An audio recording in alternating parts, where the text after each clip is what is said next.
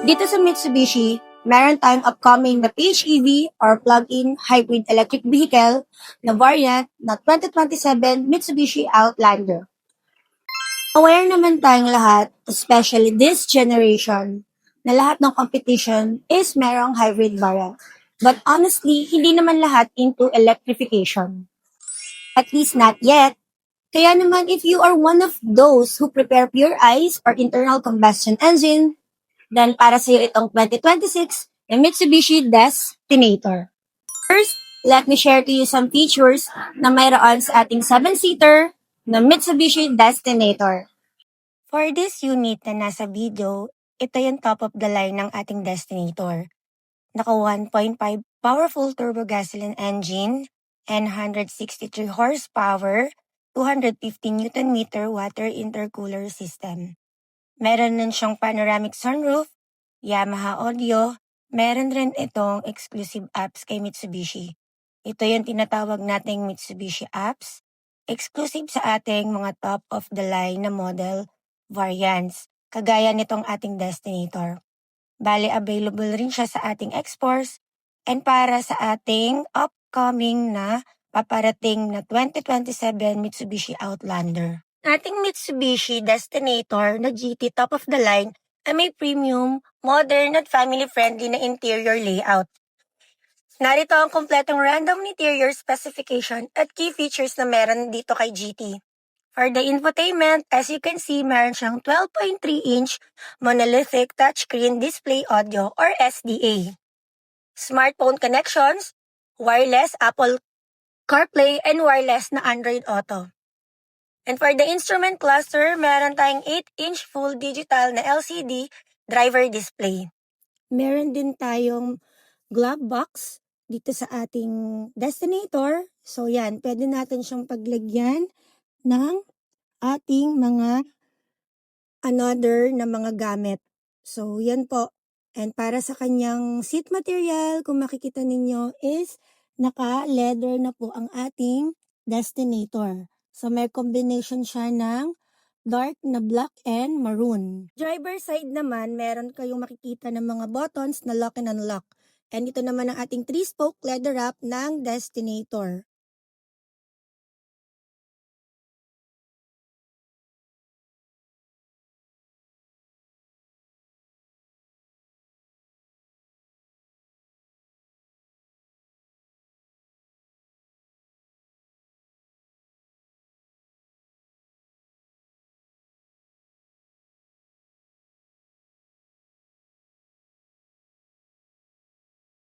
Sa rear tailgate naman na concept, meron siyang hexagon guard horizon design inspired sa Pajero.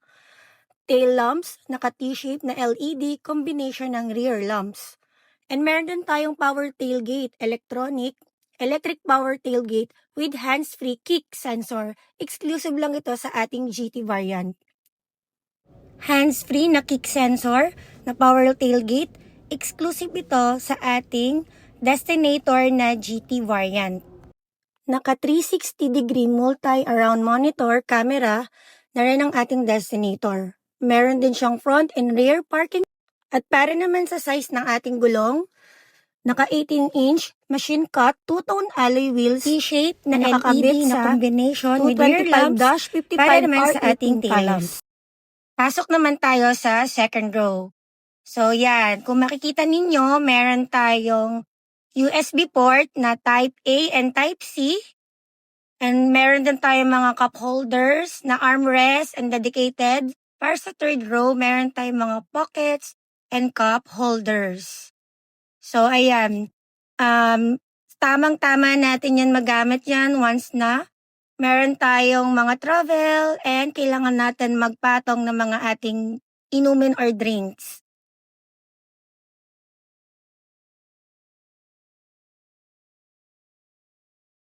Merong kaparehang dynamic shield na 3D honeycomb design pero may matte black, gloss, black mesh finish at trim accent, body color or dark metallic accent na elegant ngunit mas malinis ang clean look.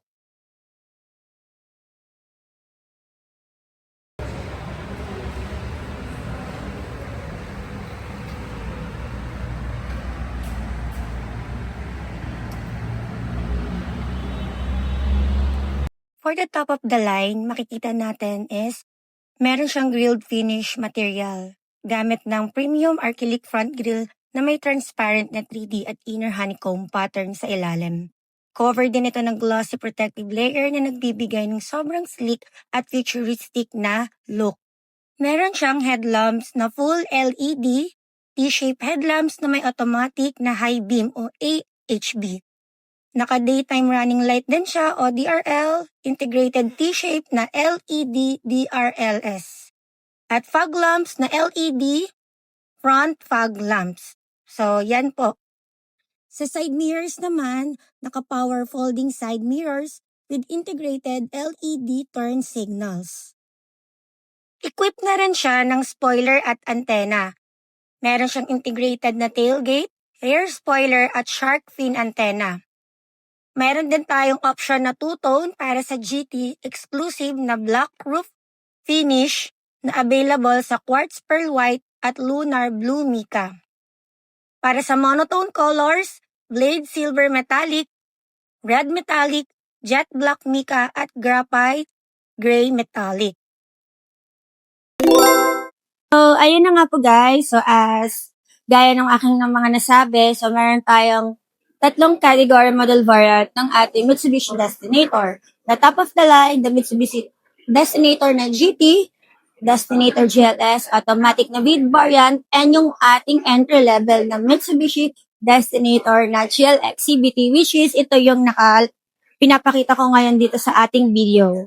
So, para sa ibang dalawang Destinator natin na top of the line in the GLS automatic, ipapakita ko po sa inyo, ipa-flash ko siya sa screen dito sa video na to. Or aakyat ako mamaya dun sa stockyard natin para mapakita ko sa inyo yung kanilang mga differences. And sa similarities naman, para-parehas lang silang naka 1.5 turbocharged gasoline engine, front-wheel drive, and CVT transmission. So more on ADAS, the advanced safety features, and sunroof naman yung pagkakaiba nila. Puntahan naman natin ngayon yung ating stockyard dito sa aming dealer branch sa Abad Santos, Manila. So yan, kung makikita po ninyo, napakarami nating mga Mitsubishi units. Yan, katulad na itong ating white na Expander Cross, meron tayong Montero, another Expander na GLS, and yung katabi niya is yung ating Destinator, and yun, yung mga pang test drive natin na unit. So, yan po. Bale, lahat ng ito na nakikita ninyo sa video na ating pinakamabibentang model variants ng Mitsubishi, katulad nga na itong ating mga best MPV category na Expander, yung ating best na SUV na Montero, and yung ating bagong Destinator, itong ating tinatalakay dito sa aking video. So yan, meron ayan, another Montero. Kung yung lahat po na yun ang mga nakikita natin is, meron din tayong L300 and another Expander na GLS. So lahat po itong na nasa stockyard is for release. So bale lahat po ito ay ano na natin, kumbaga sold na. So, yan. Itong pinapakita ko sa video natin as ito yung ating Destinator. So, yan. Destinator natin kasi hindi ko mapakita sa inyo yung loob since hindi available yung susi. So, sayang naman. Pero for this unit, ito yung ating.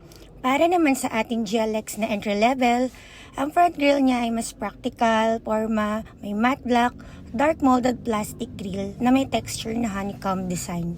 Trim accent, meron siyang matibay, subok at madaling alagaan integrated sensor na clean look. So, meron din siyang parking sensors. For this video, ito yung ating GT variant. So, as you can see, yan yung kanyang panoramic sunroof. And ito yung ating pinaka-cabin. Meron siyang ambient lighting system. So, when you open the door, kung naka-open lang sana siya, makita niyo na nag-iba-iba yung color ng loob niya. So, yan. Marami tayong mga Mitsubishi units. Ito sa stockyard, tulad na tong ating mga for test drive. Katulad na tong Destinator na top of the line na exclusive color na color white. So, yan. Pakita ko sa inyo yung loob.